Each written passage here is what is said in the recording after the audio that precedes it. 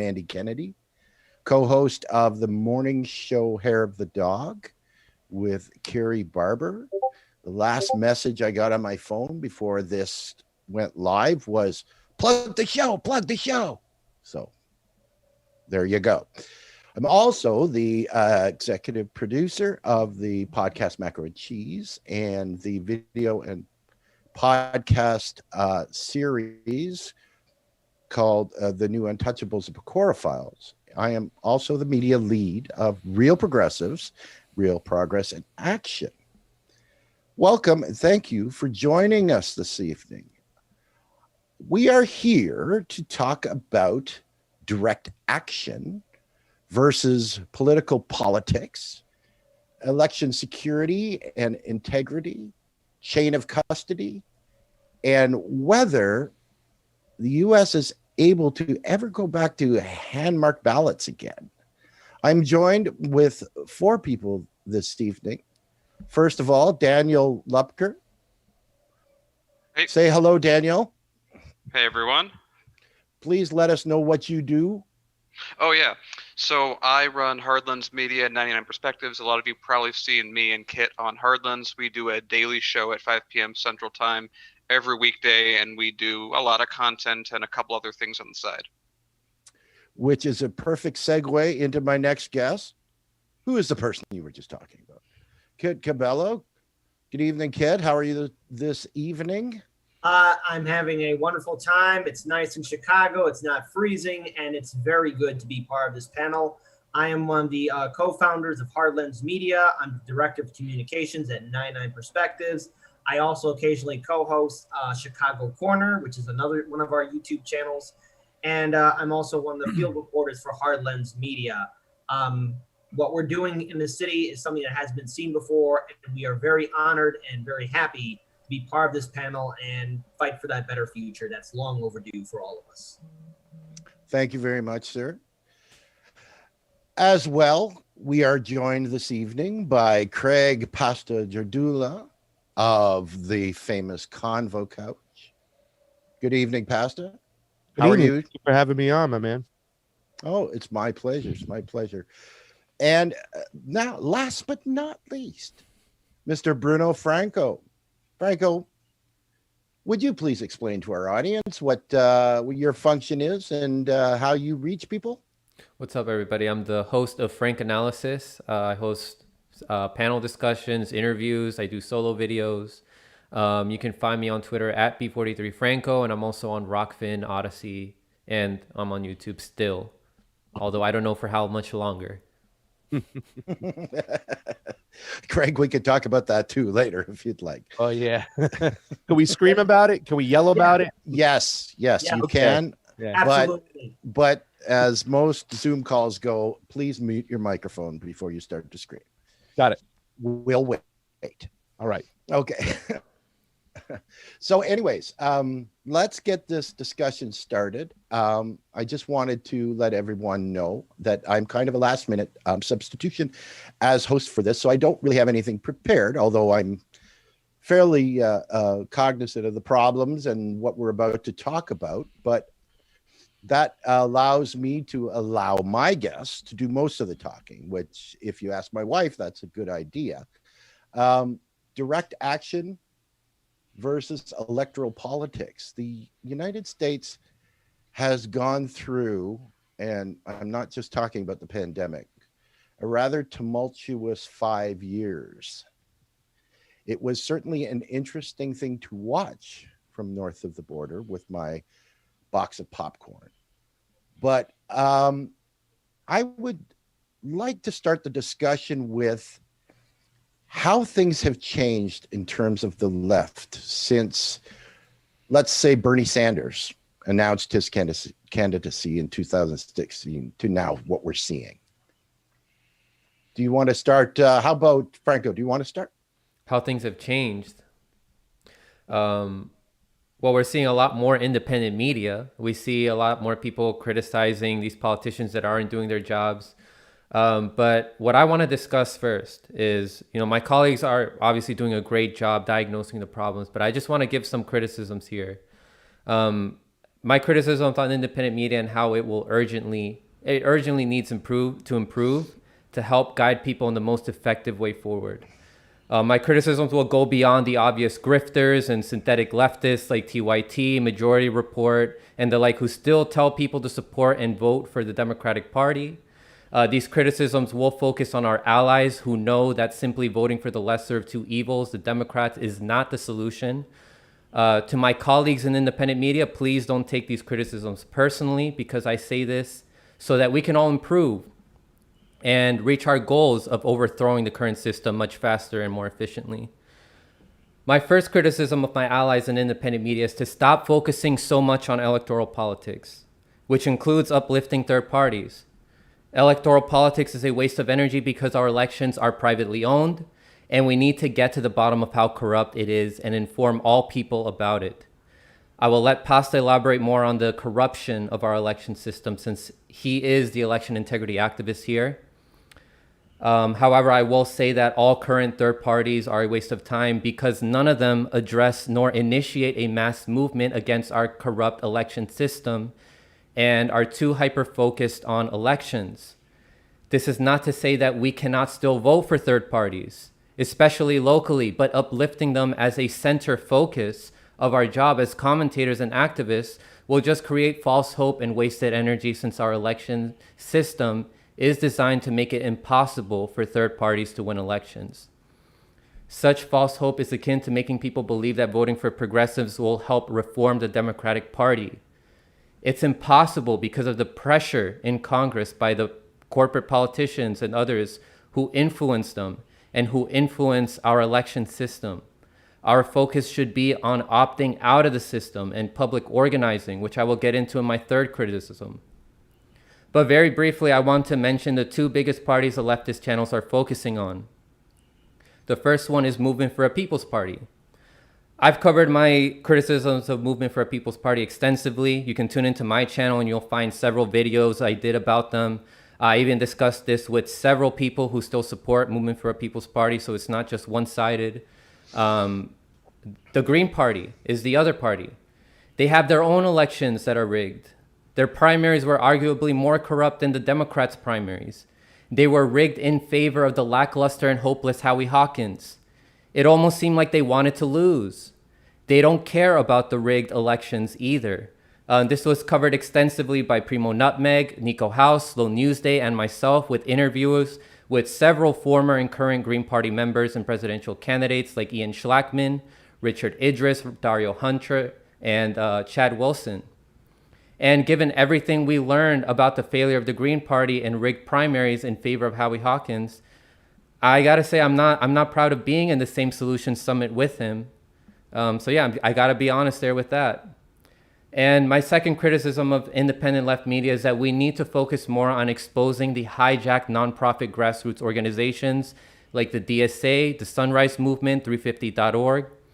A lot of us already do a lot of exposing of the Justice Democrats, but we should focus more on other organizations that are not low-hanging fruits.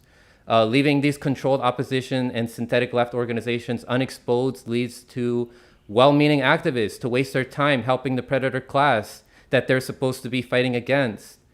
I mean, we have Bill Gates, George Soros, and others with ties to several nonprofits and 501c4s that activists join.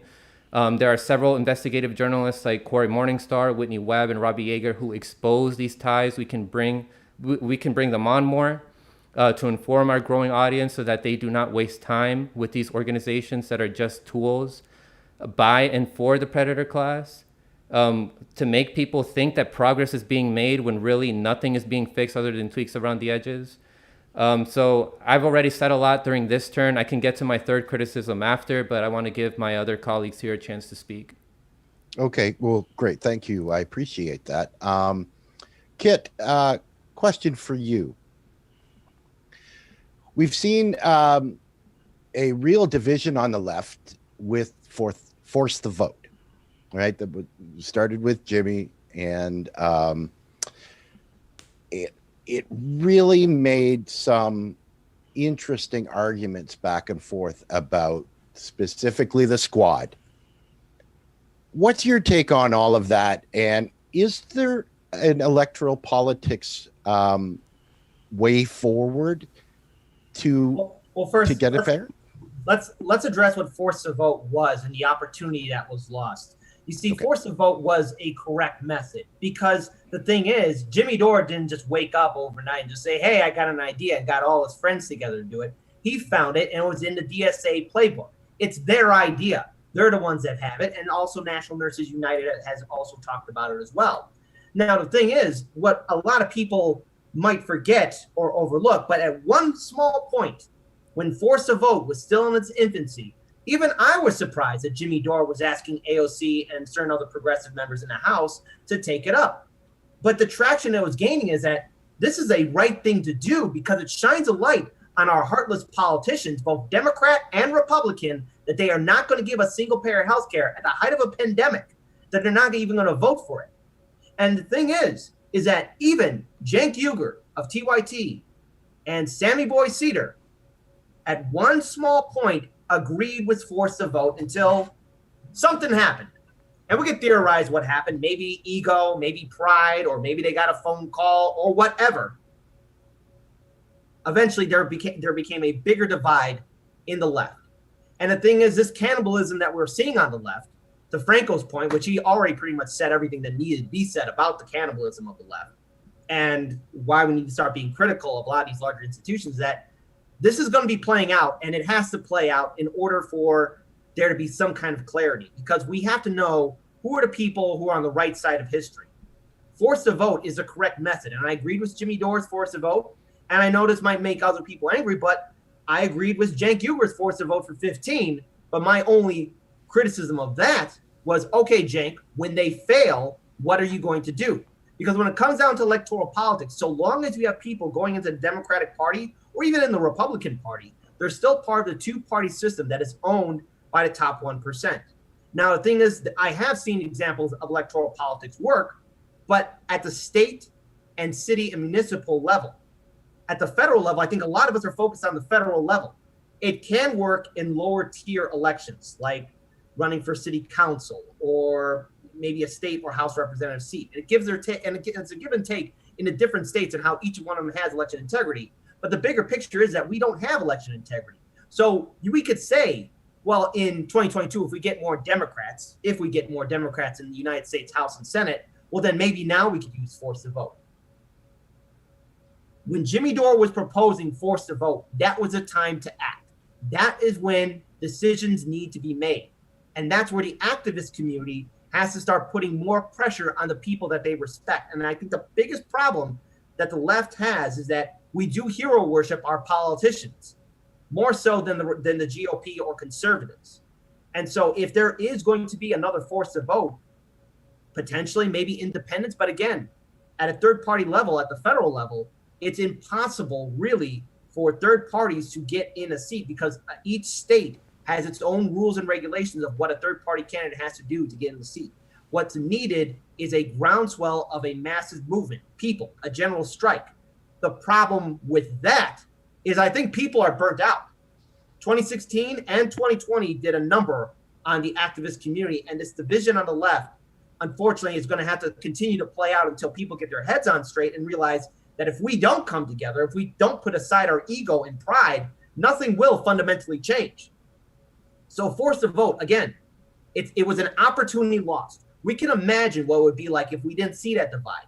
But see, the thing about social media, and this is the poison of Twitter, Instagram, and Facebook, and that is people love the drama. People like seeing the fighting. It's a waste of time, and nothing gets done. Now, I know that each of us have every right to be critical. Look, I'm open to criticism. I'm open for, hey, you didn't cover this story right. Or, hey, I think you guys are wrong on this issue. Okay, I will be an adult and listen to what somebody has to say it to me, speak it out to me, and explain X, Y, and Z about what is wrong. But until we have more people, especially in the activist community, groups, people actually willing to sit down and communicate and have a real effective battle plan, I can't see how really either a ground movement or electoral politics will play out unless people start coming together. And unfortunately, with this division that we're seeing, was the aftermath of Jimmy Dore's force to vote, because that was the force to vote that mattered. I don't think anything might happen at this point in time, unless there is maybe another fire to get people united again. But right now, you have different parties, different factions in the left, each believing that they are in the right. And the thing is, we are all concerned about what lies down the road for us in 2022 and going into 2024 with rumors of Trump running again. Because if we want to fight for progressive issues, progressives are going to have to challenge the Democrats, challenge the rules that are preventing third parties, and challenge a system that's been oppressing us for far too long. I think if there's anything else you want me to clarify on, just let me know. Oh, that's good. I appreciate that. Can you go back 4 minutes and start over again? I that's why we're. All right, that was a bad joke. I said, can you go back 4 minutes, kid? All right, thanks, buddy. Hey, you know, lay off me. I seriously. I thought you were mad at us for a second, Craig. I thought you were getting angry. What did we do? Pasta's a sweetheart. Thank you, Franco. I appreciate that. Okay, well, Craig, you spoke up. So the next question for you is, now, when we talk about the essence of democracy, which seems to have been lost, right, in not just the United States, but United States is the test case, right? That when you think about your district sends a representative of that district to Washington to be your spokesperson, that our system couldn't be farther from that right now. Would you agree with that? 1,000%, because people haven't really labeled the problem, right? You know what I'm saying? They had to present a solution. You first got to recognize the problem, and the problem is corruption, right? And a lot of leftists think they can just vote corruption out. You can't. You got to show up at corruption's door and let them know that they're being corrupt and call them out. And that is the problem. My head almost exploded today when I was watching some of the Solution Summit and hearing people saying, when it comes to election, we just got to try harder. We got to knock on doors. You know what I'm saying? We got to virtue signal more. No, you have to call out the elections for what they are. The corruption's that's there. And then, you know, one of the guests just said before too, as well, what are you going to do? How are you going to change the system electoral if you have the same people in there? Well, first off, like I said, acknowledge the problem. Our elections are a sham. They're some of the worst elections around. We have proprietary software tabulating 99% of our votes in our publicly funded elections. That means it's a secret software. You can't look at it, even though you pay for it. So whatever goes in might not necessarily be the result coming out. So if you're wondering why our elected representatives, I call them selected representatives, never go with the will of the people, is because they're going with the will of the people who put them there, the overlords, the tech geniuses, whoever's pulling the strings. And I think we have to start acknowledging that as the problem and have a plan in place to fix it. For instance, the first thing that should be done is when any candidate run, and he had any of those three candidates that were on before that are going to run for Democrats. First of all, I don't even know why you're going to run in a corrupt system and a corrupt party anyways. If you're not a Democrat, don't run as a Democrat. We have to stop doing this lesser of two evil bullshit to try to get in office. But what you should be doing is right out of the gate, as soon as your election's over, you should having all your followers and everybody who's with your campaign start going for record request. Okay, you have to write in record requests for everything about that election, every piece of data for that election you can get. You got to get a hold of it, because then you can start to point out the problems that lie within our elections if you have that data. But instead, what do progressives do? Oh, it was me. I didn't knock on enough doors. I didn't call enough people. I didn't do blah, blah, blah, blah, blah, blah, blah.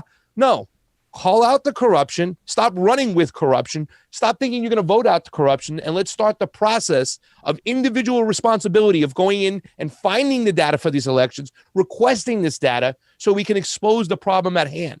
What's happening in Arizona right now is a shame that the Democrats are not aboard with this. Not even so much the Democrats, the progressives, you know, the ones that in 2016 that were in the courtroom when the Democratic lawyer, Bruce Spiva, stood up and said, listen, the Democratic Party can go into the back room filled with cigar smoke and pick whoever we want.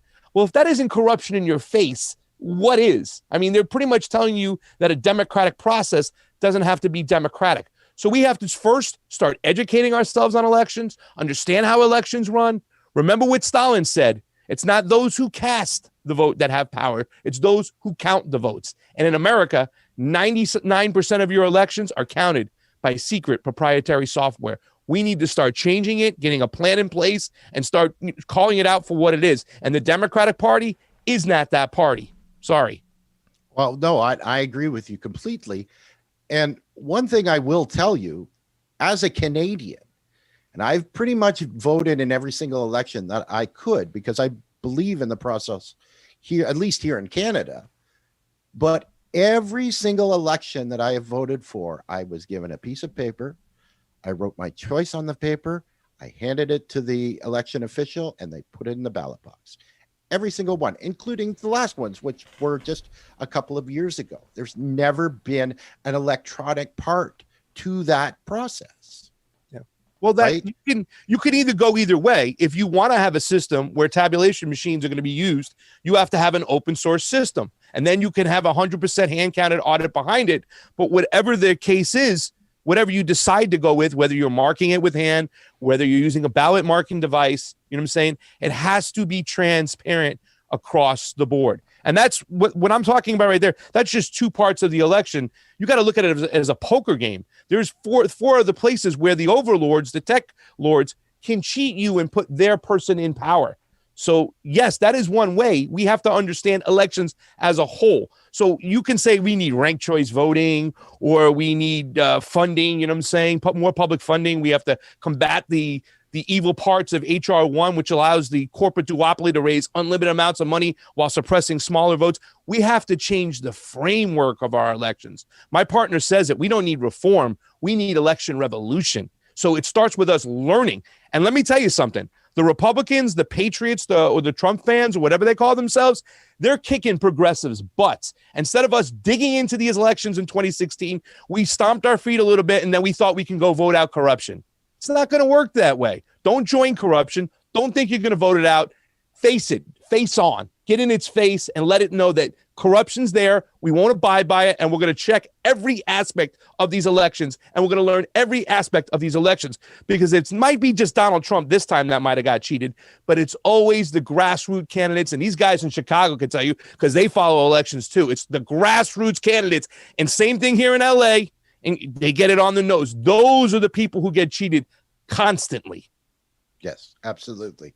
Sorry Danielle. for going off. Franco got me all riled up. It's okay. Yeah. It's all right. We like you riled up. It's fine. Gotcha. It's But a now situation I would like Daniel.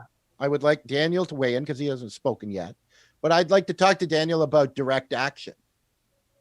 Let's talk about direct action. What do you think would be effective direct action in today's society? Okay, so I think that there's a lot of things that I want to build on what everyone else has said so far. First, we have starting with indirect action. We have a lot of things that have to go into even getting to that question. I think that question's almost too advanced from where we're at right now. First, to build on other people, the fact that the left is fighting itself yet again, as it always does, is a enormous issue. We know that there are people that are not part of the left, and they're obviously doing the wrong thing. We call out TYT all the time on the show. But I feel that we overdo heavily how much we fight each other. But I also see why we do. It's a natural sort of ecological system that happens when people that are outside of power are trying to get it. Just a feudal system. That's all it is. It's just little tiny kingdoms fighting for power, even though if they combined their efforts, even if they didn't fully agree on everything, they would actually be able to do something. But we're here still pulling that feudal system and making it sound like it works. Then we have, just in terms of elections, we don't have the power to really have any influence on this right now. And I feel that we get so stuck in just viewing what's wrong with the system. Although, to add on what everyone else says, it's a disaster. It's a mess. There's no question about it.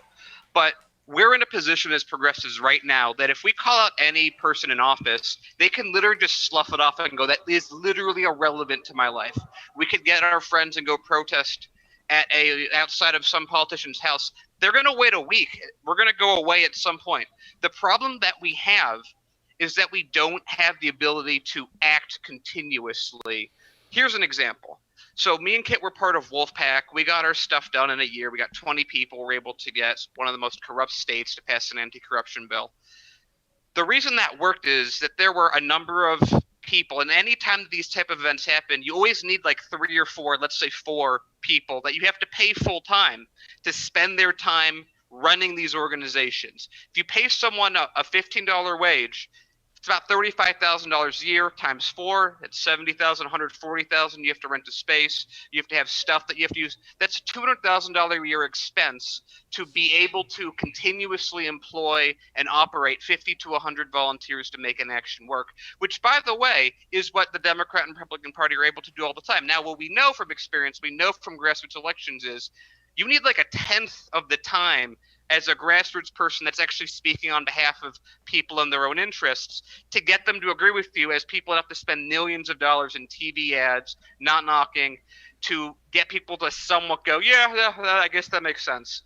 So we know that we have that advantage in that point. But to do that, we actually have to build real infrastructure. I talk about this in Hardlands every now and then, but it's very important to remember. Right now, everyone that's on this panel has taken time and energy and brings in income to be able to talk to thousands of people every single day. That's an example of that working. But we only talk, and we need to do a lot more. We need to be able to, we talk about co-ops all the time. We talk about how we need to get other companies to do it. We need to lead. I think a big issue that we have is, in a sense, it's very much like the perception of the Green Party. If people think you're not going to do anything, even if they think you might do better than the people they're currently voting for, they're not going to vote for you because they don't have any confidence that you're going to exist. So we need to lead all of this by our own actions. We need to get together. We need to make co-ops. We talk about not liking the banking system. We need to make institutions, financial institutions ourselves, credit unions and the like, that actually do this. If we can't do this ourselves, then how can people that don't already agree with us think, oh yeah, those guys, what they're saying is good and I can trust what they're going to do? That's not how it's going to work. We already have the people that already agree with us, but it's clearly not enough, and it clearly is not going to convince people to do what we want. The way we change that is we have to build outside of just media. That's one thing we're doing at Hardlands Media. We have a thing called 99 Perspectives. We built it at the start with Hardlands Media for this exact reason, because we saw enough of TYT to know that even though at the size that they're at, it really didn't matter. They couldn't even get an election that they got more than 2 or 3% on. And that's quite pathetic. But they didn't have a ground game. The thing that we did, the only thing that we did connected to that was Wolfpack, was a ground game, and it did work. But to do that, you have to be able to maintain it. I don't care if we can take one punch, metaphorically, at a politician putting a bad bill. It's irrelevant. It never matters. They wait it out a week, and then they keep doing what they're doing. You know what does change it? When every single day for a full year, there are people outside their house, outside their office, connecting with newspapers and having people that are paid enough to focus on that. If we're just going to sit here and be on news and just talk about it, we're never going to accomplish anything, and especially if we're not going to build anything. If we're just going to fight people that we disagree with to some points, we personally think, at least with Hardlands, we've decided not to do that. We think it's a waste of energy. If you see someone that's not doing anything useful, let them not do something useful.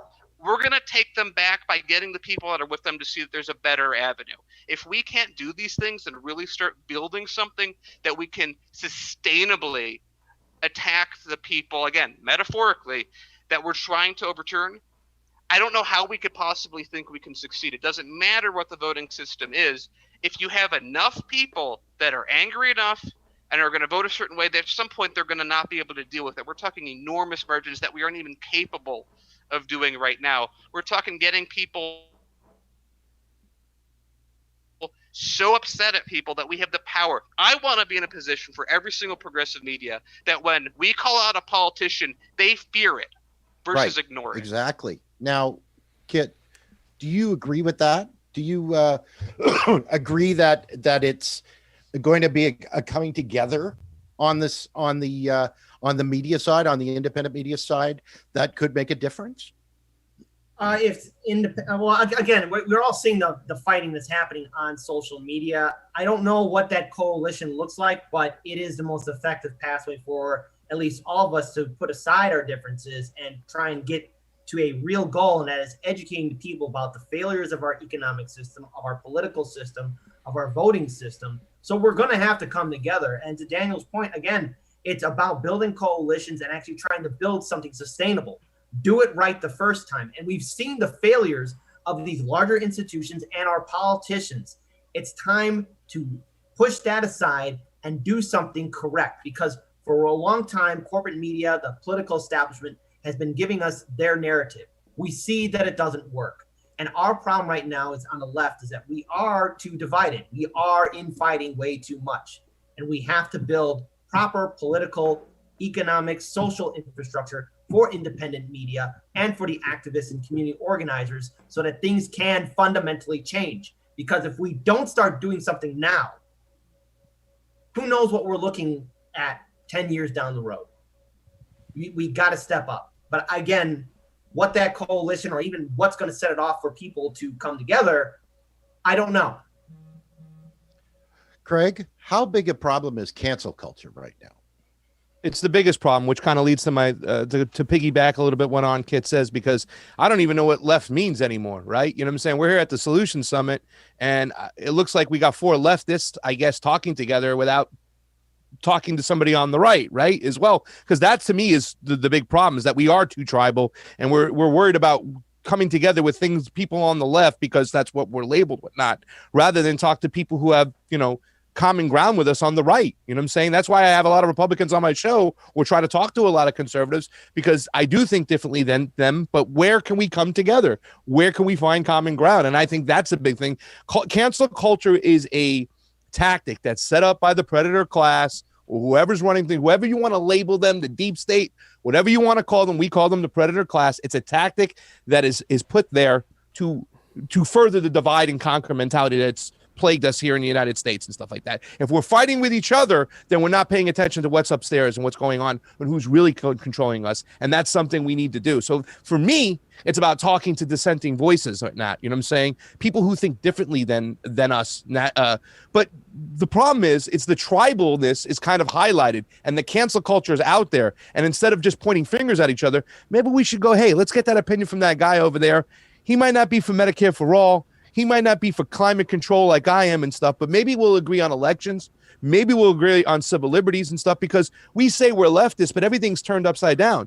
The left is now taking on all the culture wars in their own frame that the Republicans did in the 80s and 90s. Remember? You can't burn a flag. You can't kneel over here. You got to stand for the Pledge of Allegiance. There's no abortion allowed whatsoever. And now the Democrats are the leftists. They're all about, they got this little authoritarian mentality. Oh, I don't like that speech. Let that be censored because that's bad. My wokeness says, shut that person out. Cancel that person. Don't even talk to that person. He's a Nazi because he freaking voted for Trump. And these tactics, it's just crazy if you pay attention to them. So that's why I say, what is even the left anymore or the right anymore? I think in a frame of populism. And I know some people don't like that word, but I like it. It's what the populism wants. You know what I'm saying? That's the things we need to concentrate on. And if we all got in a room, right, we got rid of these jerk-offs up top that are running things. We brought out the guillotine or do it Mussolini style. We can all then get in a room together and decide what's best for all of us to make sure we can work out our differences and move along amicably and really just change everything that's going on in this world today. But it's calling out corruption for what it is, because it happens on the left just as much as it happens on the right. And that's something we got to change. Yeah, absolutely. Just to throw in one thing on that. Cancel culture is just cultural authoritarianism. Yep. Yeah, absolutely. And eventually, those that do cancel culture eventually get canceled themselves, because, again, cancel culture is nothing but cannibalism. And, again, look at everything that they're complaining about. It's far too similar to what we see, to Craig's point, to what we saw in the 80s with conservatism. It never works, and eventually no one's going to care. Yeah, and just to remind everyone, I think as much as we had a lot of failures with Bernie running we now are winning on the issues. I mean, even corporate media has gone way past the point of going, well, yeah, everyone agrees with Bernie, but if you word it this weird way, but we already know that we've already won on the issues. So the point is, now we just need a fraction of the power of the people we're fighting. We don't need to match them even close. They're a teetering empire. We already know America is a crumbling empire, falling apart, acting more illogical as time goes on. We just need to build and sustain a wrench to keep throwing it into their machine and keep showing people that we are a better alternative. Because at some point, whether it's through us, whether it's through someone else, whether it's through natural collapse, there's going to be a power vacuum. And we want to be the people that people come to because they believe in us, they believe we can succeed, and we already won. to go, literally, this is politics is war. It's quote Sun Tzu: a victorious army wins and then goes to war. Defeated army goes to war first and then seeks to win. We need to stop being so reactionary. Part of the way we show reactionary, cancel culture, but really it's just reacting to whatever's going along. We need to be proactive. We need to take action. We need to plan. We need to have our own plans that other people have to react to. We need to be at a time where that can happen. Just as a quick example, in the very early days of Hardlands Media, we were not national. We did local coverage. We never were able to actually make it sustainable. That's why we shifted to national coverage. But when we were local, we were on the ground all the time and talking to a lot of people. And I can tell you, we got dozens of people to volunteer for campaigns for aldermen that ended up winning by 100 votes out of several thousand. We can take credit in Chicago for 4 elections with, granted it is DSA, but nonetheless, we were able to get some really terrible aldermen out of office. And that's because we had a sustained ground force and coverage and who we were connecting with, and we had, even though it was small, it's a very, very connected audience. And so in some ways, even though we have way more people watching us on Hardlands in the current setup, I feel we were more effective with a smaller audience dealing in Chicago, because I think people forget we're national channels. All of us are national channels. We talk about national politics, but we have, to Kit's point earlier, we have a lot of ability to affect local stuff. If you affect enough local stuff, eventually you can shift and affect state stuff. You get enough state stuff, you can shift and affect national stuff. Craig's right. The way that everything voting doesn't work, so we have to take over it piece by piece at the lowest scale, which again means we have to be able to sustain efforts for years. Great. Good point. By the way, if I can interject too, I mean, also look at how crazy, like again, with small scale elections, like city council seats. Let's say, for example, just how the establishment is afraid of Kshama Sawant, for example. Mm-hmm. In her re-election bid, Amazon was supporting her opponent, giving like millions of dollars to his campaign. And even now, Kshama Sawant is still at risk of losing her city council seat by the state of Washington. And it's rather frightening, and it should also motivate us to, at the same time, that the establishment is afraid of when we start shaking their system apart. And at the local level, there's a lot of power that we can do, and it's long overdue that we actually use it. And I've seen it happen in 2019 in Chicago for the municipal election cycle. It can be done. I think a lot of people aren't really fully aware of what can be done at the city or town or state level. Right. Okay. Great point. Franco, do you want to weigh in with the third point? I've been waiting for the third point. Yeah, I'll get to the third criticism I have, and then after that, I'll give some more detailed details on the solutions that I have that we can all do. But yeah, the third criticism I have that I will mention is that independent media needs to step up their game, and they need to evolve rapidly, just as many of their audiences are. And we need to focus more on solutions. Like, we're seeing our audiences are evolving. Like, they're learning a lot from us, right? We can't stay stuck simply criticizing mainstream media and politicians segment after endless segment without encouraging people to be active. Because if we continue this habit of just talking about problems, it becomes infotainment. And it makes audience members lazy. It makes them hopeless. It makes them feel misdirected. And what I mean by rapidly evolve is that we really need to learn what works and doesn't work at creating change most effectively, given the amount of short time that we have left. We need to enforce solutions and discuss solutions with as many other commentators, journalists, and activists as we can, with different ideologies, but in agreement that the current system needs to go. I mean, we're already doing that. We're doing a lot of collaboration. We're having solution summit like this. I'm having panel discussions on my channel. I encourage all independent media commentators and journalists to also be activists. And if you're the head of a successful network and you don't want to get involved on the ground, the least that you can do is hire people who can be on the ground. And also, spending too much time criticizing mainstream media or talking about the latest gossip on Capitol Hill while not presenting solutions outside of electoral politics is this huge disservice to your audience. So let me repeat that again. Spending too much time criticizing mainstream media or talking about the latest gossip on Capitol Hill while not presenting solutions outside of electoral politics is a huge disservice to your audience.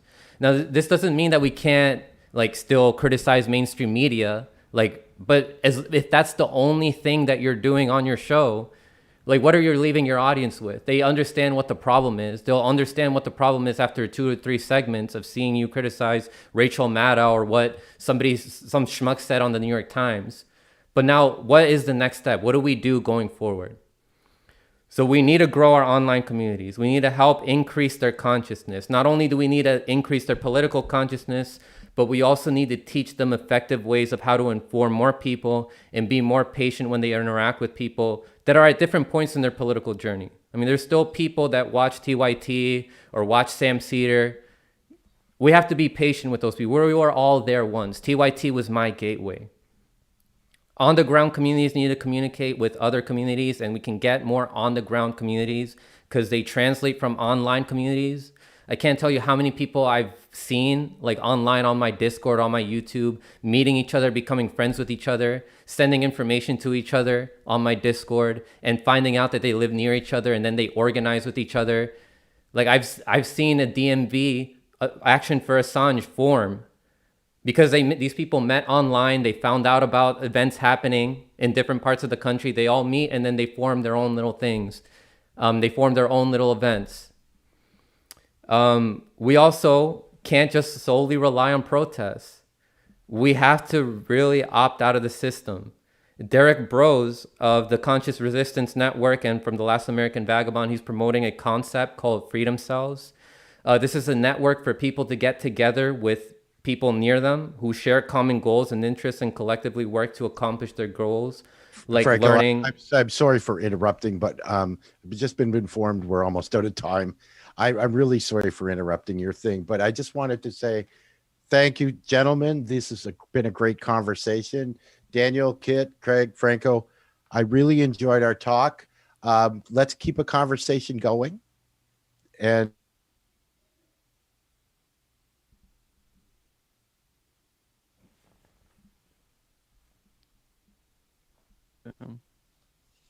Hey, what's up over there?